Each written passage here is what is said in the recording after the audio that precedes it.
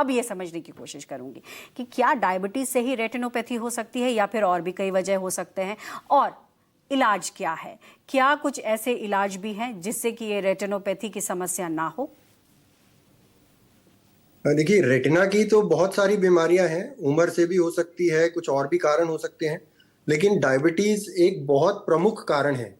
और आज हम जैसे डायबिटिक रेटिनोपैथी की बात कर रहे हैं, तो उसी के इलाज पे हम सीमित रहते हैं। तो डायबिटिक रेटिनोपैथी के लिए सबसे पहले, जैसे डॉक्टर नवल किशोर ने बताया, हमें डायबिटीज कंट्रोल करनी है, ब्लड प्रेशर कंट्रोल करना है, कोलेस्ट्रॉल ठीक रखना है, वो सब बहुत जरूरी है। ओके। उसके बावजूद भी समय के साथ अगर किसी को समस्या आ जाती है तो फिर रेटिना के डॉक्टर को दिखाएं। हमारे पास कुछ आजकल पर्दे की जांच करने की तरीके हैं जिससे हम नाप सकते हैं पर्दे में कितनी सूजन है, कहाँ कहाँ पर पर्दे में ब्लीडिंग होने की टेंडेंसी है। उस सब को देख के उसके बाद हम कुछ लेजर से इलाज कर सकते हैं, या आजकल कुछ इंजेक्शन आते हैं जिसको आंख में लगाते हैं, उससे सूजन कम होती है। प्रॉब्लम सिर्फ ये है कि इंजेक्शन बार बार लगाने पड़ते हैं, कई बार महीने महीने पे, कई बार 2-3 महीने पे, पर उन सब से रोशनी जरूर बढ़ती है।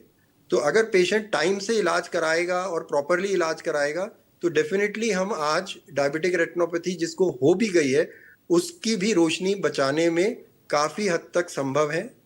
बहुत एडवांस्ड केसेस हों तो उसमें आजकल हम रेटिना सर्जरी भी करते हैं, ब्लीडिंग भी साफ कर सकते हैं, उससे भी कुछ हद तक रोशनी बच जाती है। और आजकल हमने एक और नई चीज शुरू करी है, एम्स दिल्ली ने मिनिस्ट्री ऑफ हेल्थ के साथ एक नई एआई बेस्ड एप्लीकेशन बनाई है, उसका हमने नाम दिया है मधु नेत्र एआई। ओके। इसमें यह है कि आप अगर रेटिना की सिर्फ फोटो ले रहे हैं, वो फोटो को ये एनालाइज करके आपको बता सकता है कि आपको रेटिनोपैथी है कि नहीं, और आपको डॉक्टर के पास तुरंत जाना चाहिए कि नहीं।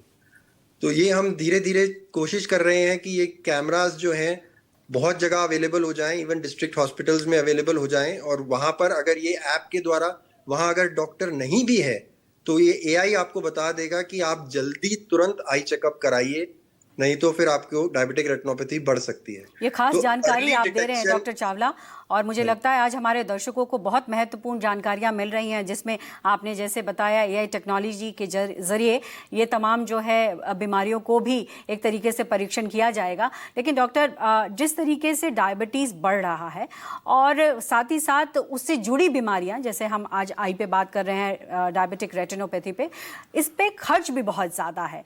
आम लोगों के लिए कई बार इंजेक्शन ले पाना या फिर इलाज करा पाना बहुत मुश्किल होता है। ऐसे में क्या सरकार को भी इसकी तरफ सोचने की जरूरत है कि ताकि जो दवाइयां हैं या इंजेक्शंस हैं वो आम लोगों तक कम दाम में लोगों तक पहुंच सके?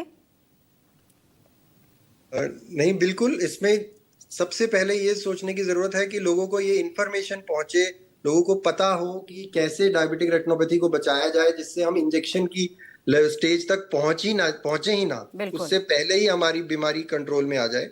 दूसरा, इंजेक्शन की कॉस्ट अब धीरे धीरे कम हो रही है हमारे देश में, और आई थिंक काफी लोग इसको अब ले पाते हैं। एम्स में खैर हमारे पास बहुत कम रेट पर भी ये इंजेक्शन है जो बाकी जगह पर नहीं है, बट फिर भी ये धीरे धीरे काफी ज्यादा अलग कंपनीज बनाने लगी हैं और इंजेक्शन की कॉस्ट डेफिनेटली हमारे देश में कम हो गई है। और सरकार को डेफिनेटली आयुष्मान भारत प्रोग्राम के थ्रू और ऐसे और प्रोग्राम्स के थ्रू इसका बढ़ावा करना चाहिए, जिससे ये बहुत लोग इस ट्रीटमेंट का लाभ उठा सके। जी बिल्कुल, और ज़रूरी है ये समझना, ये ज़रूरी है आम लोगों को भी समझना, और सरकार के पहल भी बहुत ज़रूरी है। सरकार अगर पहल करती है तो ऐसी बीमारियों से लड़ा भी जा सकता है।